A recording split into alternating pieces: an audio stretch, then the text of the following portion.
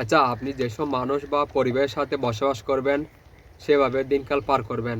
এখন বুঝতে হবে কোনগুলো গ্রহণ করতেছেন আর কোনগুলো বর্জন করতেছেন, মানে বাদ করতেছেন। এভাবে নিয়মগুলো তৈরি হয়।